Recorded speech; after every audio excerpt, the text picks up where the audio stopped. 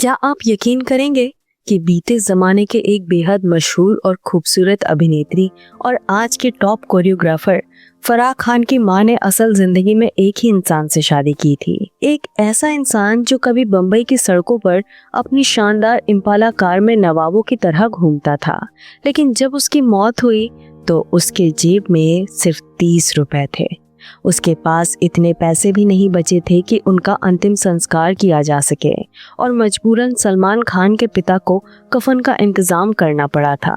आज हम आपको बॉलीवुड के उस चकाचौंध के पीछे छिपे एक ऐसे परिवार की दर्दनाक कहानी सुनाने जा रहे हैं जिसे शोहरत ने पहले आसमान पर बिठाया और फिर जमीन पर ऐसे पटका कि उनकी पीढ़ियों को कर्ज और गरीबी का दंश झेलना पड़ा। ये कहानी है 60 के दशक की मशहूर अदाकारा अमिता, फराह खान की मां मेनका ईरानी और इन दोनों महिलाओं के पति कामरान खान की कहानी।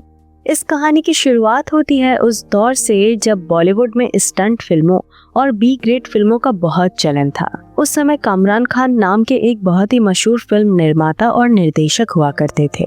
कामरान खान अपने दौर के एक बहुत ही रईस और कामयाब इंसान थे।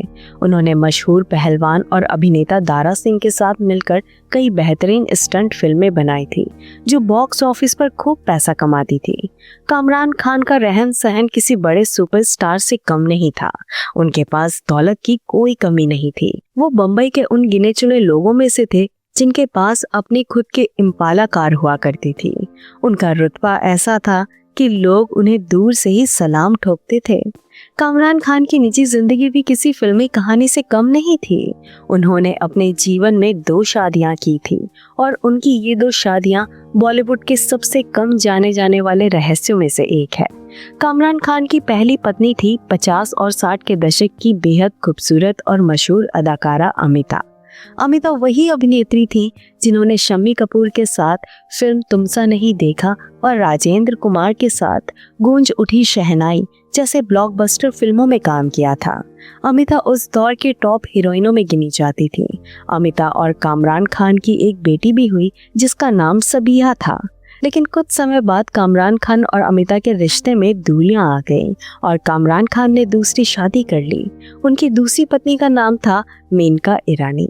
मेनका ईरानी बॉलीवुड की मशहूर बाल कलाकारों डेजी ईरानी और हनी ईरानी की बहन थी। इसी मेनका ईरानी और कामरान खान के 2 बच्चे हुए जिसे आज पूरी दुनिया फराह खान और साजिद खान के नाम से जानती है।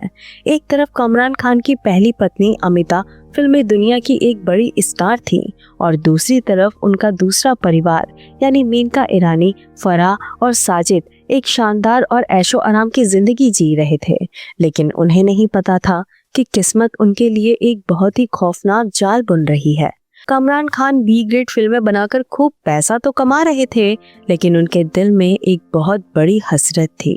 वो बॉलीवुड में एक ए ग्रेड यानी बड़े बजट की मुख्य धारा वाली फिल्म बनाना चाहते थे ताकि इंडस्ट्री के सबसे बड़े निर्देशकों की कतार में खड़े हो सके। अपने इस महत्वाकांक्षा को पूरा करने के लिए कामरान खान ने एक ऐसा दांव खेला जिसने उनके पूरे परिवार को सड़क पर लाकर खड़ा कर दिया। उन्होंने अपना सारा पैसा, अपनी सारी जमा पूंजी एक बड़े प्रोजेक्ट में लगा दी। उन्होंने अपने घर के जेवर, अपनी संपत्तियां और अपना सब कुछ गिरवी रख दिया। इस बड़ी फिल्म के लिए उन्होंने उस दौर के सुपरस्टार संजीव कुमार को मुख्य अभिनेता के तौर पर साइन किया। कामरान खान को पूरा यकीन था कि ये फिल्म उनके परिवार की किस्मत बदल देगी और उन्हें बॉलीवुड का सबसे बड़ा निर्माता बना देगी। फिल्म की शूटिंग शुरू हुई, लेकिन आधी फिल्म बनने के बाद एक ऐसा हादसा हुआ जिसकी किसी ने उम्मीद नहीं की थी। किसी अनबन या विवाद के चलते सुपरस्टार संजीव कुमार ने फिल्म को बीच में ही छोड़ दिया। संजीव कुमार के जाते ही पूरी फिल्म डिब्बे में बंद हो गई। कामरान खान ने उस फिल्म में अपना जो कुछ भी लगाया था वो सब डूब गया। रातों रात बम्बई का ये मशहूर निर्माता पूरी तरह से कंगाल हो गया। ये सिर्फ एक फिल्म का फ्लॉप होना नहीं था, ये एक इंसान और उसके पूरे परिवार का भयानक पतन था। बर्बादी का आलम यह था कि कामरान खान को अपना सारा सामान बेचना पड़ा। उनकी वो चमचमाती इम्पाला कार बिक गई। फराह खान अपनी मां मेनका के साथ जिस घर में रहती थी वहां का एक एक सामान बिकने लगा। घर के गहनों से लेकर उनका शौक का ग्रामोफोन तक सब कुछ कर्ज चुकाने के लिए बेच दिया गया। फराह खान याद करते हुए बताती हैं कि एक वक्त ऐसा आ गया था जब उनके खाली घर में सिर्फ 2 सोफे और एक पंखा बचा था। बाकी पूरा घर बिल्कुल खाली हो चुका था। इस बर्बादी ने कामरान खान को अंदर से पूरी तरह तोड़ दिया था। जो इंसान कभी इम्पाला के कार में शान से घूमता था, उसके लिए बस की लाइन में धक्का खाना किसी मौत से कम नहीं था।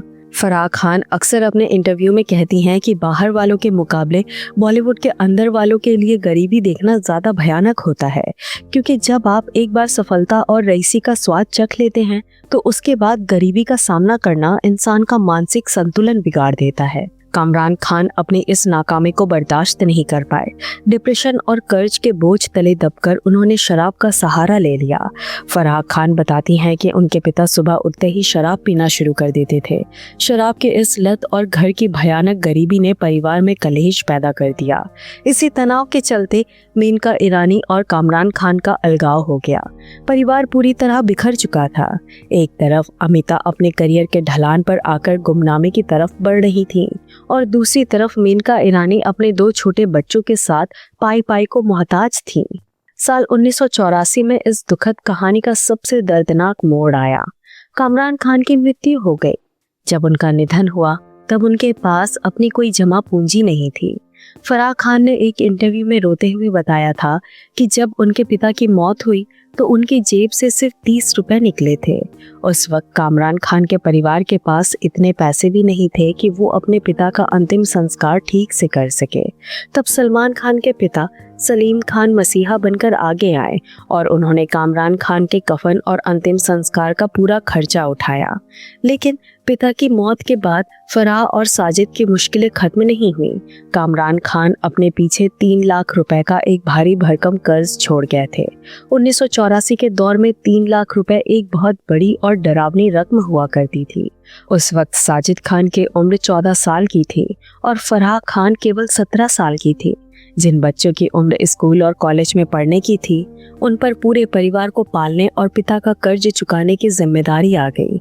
इन दोनों भाई बहनों ने हार नहीं मानी। साजिद खान ने छोटी सी उम्र में ही परिवार का पेट पालने के लिए जुहू बीच और जन्मदिन की पार्टियों में जाकर लोगों की मिमिक्री करना शुरू कर दिया। वो वहाँ से जो भी थोड़े बहुत पैसे कमाते थे, वो अपनी बहन फराह के हाथ में लाकर रख देते थे ताकि घर का खर्च चल सके। दूसरी तरफ फराह खान ने अपनी जिम्मेदारी समझते हुए डांस सीखना शुरू किया। उन्होंने अपना खुद का एक छोटा सा डांस ट्रूप बनाया और जगह जगह जाकर कोरियोग्राफी करने लगी। फराह खान और साजिद खान ने सालों तक एक बेहद कठिन और दर्दनाक संघर्ष किया। उन्होंने पाई पाई जोड़कर अपने पिता का सारा कर्ज चुकाया और अपनी मेहनत के दम पर बॉलीवुड में अपना एक बहुत बड़ा मुकाम बनाया। आज फराह खान बॉलीवुड की सबसे महंगी और सफल कोरियोग्राफर और ब्लॉकबस्टर फिल्मों की निर्देशक हैं। वहीं उनकी सौतेली बहन और अमिता की बेटी सबिया ने भी फिल्मों में किस्मत आजमाई, लेकिन उन्हें सफलता नहीं मिली और आज वो पूरी तरह से लाइमलाइट से दूर है। अमिता, मेनका और कामरान खान के परिवार की ये कहानी हमें बताती है कि फिल्म इंडस्ट्री सिर्फ चकाचौंध और ग्लैमर का नाम नहीं है। ये एक ऐसी बेरहम दुनिया है जहां एक गलत फैसला इंसान को अर्श से फर्श पर ला पटकता है। लेकिन साथ ही फराह और साजिद का संघर्ष भी ये सिखाता है कि अगर परिवार एकजुट रहे और इंसान मेहनत करने से ना घबराए तो सबसे बुरे हालातों से भी लड़कर दोबारा आसमान छुआ जा सकता है।